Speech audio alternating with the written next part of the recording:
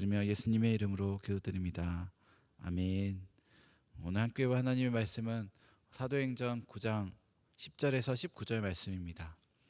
사도행전 9장 10절에서 19절 말씀입니다.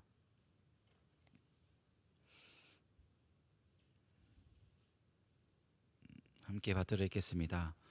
그때 다메섹에 아나니아라 하는 제자가 있더니 주께서 환상 중에 불러 이르시되 아나니아야 하시거늘 대답하되 주여 내가 여기 있나이다 하니 주께서 이르시되 일어나 집 가라 하는 거리로 가서 유다의 집에서 다섯 사람 사울이라 하는 사람을 찾으라. 그가 기도하는 중이니라. 그가 아나니아라 하는 사람이 들어와서 자기에게 안수하여 다시 보게 하는 것을 보았느니라 하시거늘 아나니아가 대답하되 주여 이 사람에 대하여 내가 여러 사람에게 듣사온즉 그가 예루살렘에서 주의 성도에게 적지 않은 해를 끼쳤다 하더니 여기서도 주의 이름을 부르는 모든 사람을 결박할 고난을 대제사장들에게서 받았나이다 하거늘 주께서 이르시되 가라. 이 사람은 내 이름을 이방인과 임금들과 이스라엘 자손들에게 전하기 위하여 택한 나의 그릇이라. 그가 내 이름을 위하여 얼마나 고난을 받아야 할 것을 내가 그에게 보이리라 하시니 아나니아가 떠나 그 집에 들어가서 그에게 안수하여 이르되 형제 사울아 주 곧 내가 오는 길에서 나타나셨던 예수께서 나를 보내어 너로 다시 보게 하시고 성령으로 충만하게 하신다 하니 즉시 사울의 눈에서 비늘 같은 것이 벗어져 다시 보게 된지라. 일어나 세례를 받고 음식을 먹음에 강건하여 지니라. 사울이 다메섹에 있는 제자들과 함께 며칠 있을새. 아멘. 다메섹 도상에서의 사울의 체험은 교회사에서 가장 유명한 회심 중 하나입니다. 누가는 그것이 중요하다는 것을 꼭 알려주고 싶었던 듯이 그 이야기를 3번이나 사도행전에서 기록하고 있습니다. 교회의 핍박자 사울이 이제는 교회의 선포자 사울이 되었다는 그 사실도 사도행전의 이야기 전개에서 중요할 뿐만 아니라 초대 기독교 당시 역사적 정황을 보더라도 매우 중요한 일이었다라고 할 수 있습니다. 이제 초대교회는 예루살렘에만 머무는 것이 아니라 땅끝까지 온 지역에 전파되는 역사를 보게 됩니다. 이때 예루살렘 지역을 중심으로 민족주의적인 유대인들이 예수를 주와 그리스도로 고백하는 자들을 핍박하기 시작합니다. 지난주 스데반의 말씀으로부터 시작되었죠. 그러면서 예수의 제자들은 정신적으로 또 경제적으로 매우 큰 공경에 빠졌을 것입니다. 살기가 힘들었을 것입니다. 그럼에도 예수님을 향한 이들의 신앙은 식을 줄 몰랐습니다. 다메섹 지역에서는 예루살렘에서 핍박을 피해 들어온 성도들이 가세하면서 신앙 공동체가 더욱 단결되기도 했습니다. 예루살렘에 있던 헬라파 유대 크리스천을 대상으로 모진 핍박을 강행했던 사울도 이 소식을 알게 되고 이제 다메섹 지역까지 올라가서 그들을 잡아넣기로 결심합니다. 왜냐하면 사울 또한 남다른 열심을 가지고 있던 자였기 때문에 십자가에 처형된 예수 그리스도를 주라 고백하는 것은 결국 여호와 하나님의 이름을 망령되이 일컫는 것이라 믿었기 때문에 사울은 이 일을 결심할 수 있었습니다. 그래서 오늘 본문은 다메섹으로 가는 사울이 예수님을 만나 보지 못하는 상태로부터 시작되고 있습니다. 우리는 여기서 다시 한번 부활하신 예수님께서 예수님에 대한 기록과 또 사울에게 안수하는 예수님의 제자 아나니아의 고백 그리고 변화된 사울을 볼 수 있습니다. 이 모든 말씀은 예수님께 집중되어 있습니다. 예수님께서 무엇보다 주로 고백된다는 사실과 또 하나님의 아들과 그리스도로 묘사되고 있다는 점, 그 점을 기억하면서 오늘 말씀을 다시 한번 묵상해 보면 좋겠습니다. 부활하셔서 승천하신 예수님께서는 사울에게 나타나셨듯이 또 다른 이에게 나타납니다. 다메섹에 살고 있는 아나니아라는 자였습니다. 그리고 그의 이름을 부르십니다. 10절 말씀을 다시 읽겠습니다. 그때 다메섹에 아나니아라 하는 제자가 있더니 주께서 환상 중에 불러 이르시되 아나니아야 하시거늘 대답하되 주여 내가 여기 있나이다 하니 아멘. 아나니아는 주여 내가 여기 있나이다 라고 대답합니다. 사울이 다메섹 도상에서 예수님을 만났을 때, 예수님의 빛을 보고 소리를 들었을 때 주여 누구시니까? 라고 물었던 장면과는 대조되기도 합니다.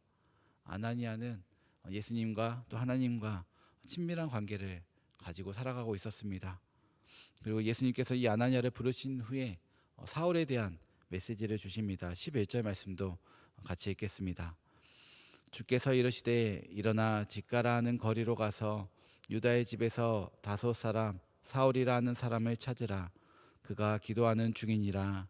아멘. 예수님은 아나니아에게 사울이라 불리는 다소 출신 사람이라고 말하면서 아나니아가 이제 만나러 가야 할 사람이 누구인지를 정확히 말씀하고 있습니다.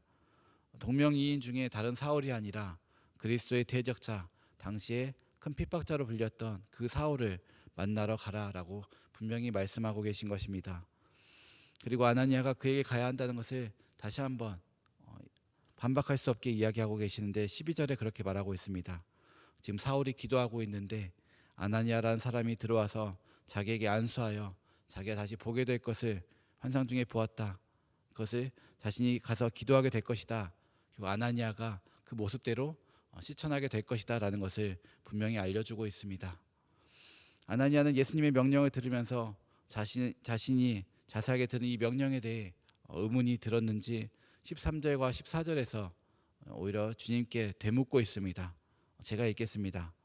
아나니아가 대답하되 주여 이 사람에 대하여 내가 여러 사람에게 듣사온즉 그가 예루살렘에서 주의 성도에게 적지 않은 해를 끼쳤다 하더니 여기서도 주의 이름을 부르는 모든 사람을 결박할 권한을 대제사장들에게서 받았나이다 하거늘. 아멘.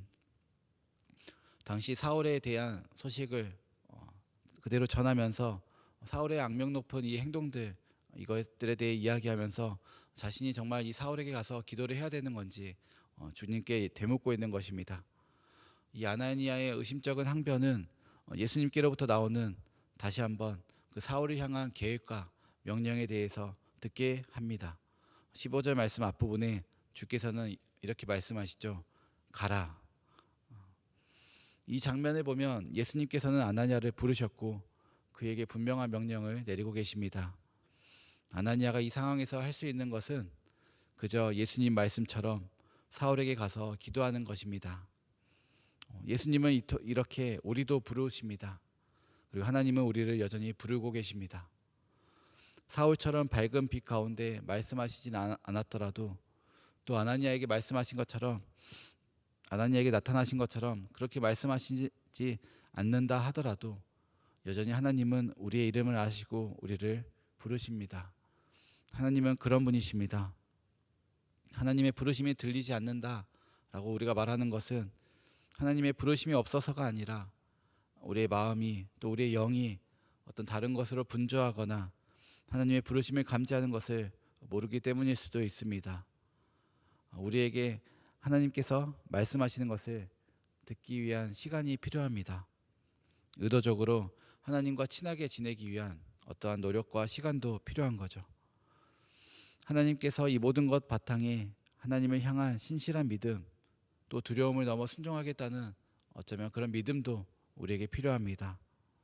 그리고 우리는 이런 일들을 통해 우리가 하나님께 드리는 시간 또 노력 여러 생활들을 통해 하나님께서는 우리를 향한 부르심을 우리는 얻으며 살아가게 됩니다.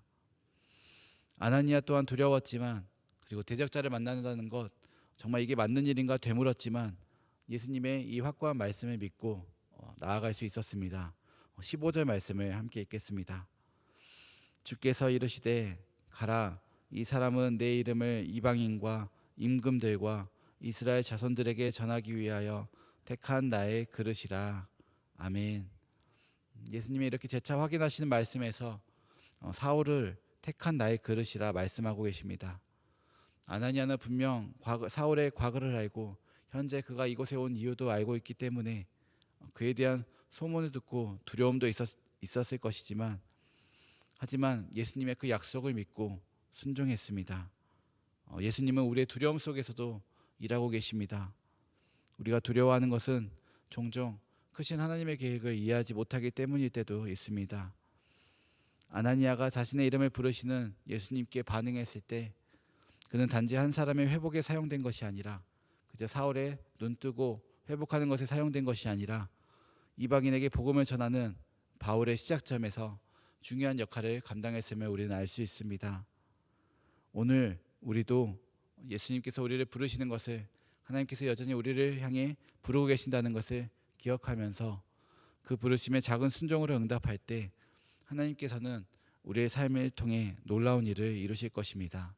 그것을 믿고 나아가는 우리 모두가 되었으면 좋겠습니다. 예수님은 이렇게 아나니아를 보내셔서 사울에게 기도하게 하셨습니다. 17절 말씀입니다. 함께 읽겠습니다.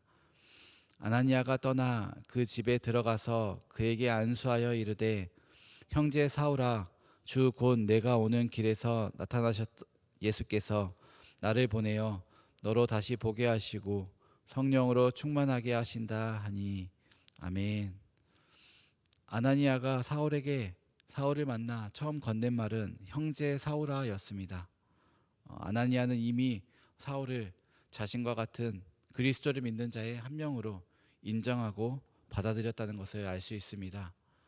이는 우리가 읽진 않았지만 9절에서 계속 반복해서 나오는 여러 표현들이 있는데 1절에 주의 제자들, 또 2절 말씀에 그 도를 좇는 사람들, 13절 말씀에 예수의 거룩한 자들, 또 14절 말씀에 주의 이름을 부르는 자들로 그런 그리스도인으로 사울을 여겼던 것입니다.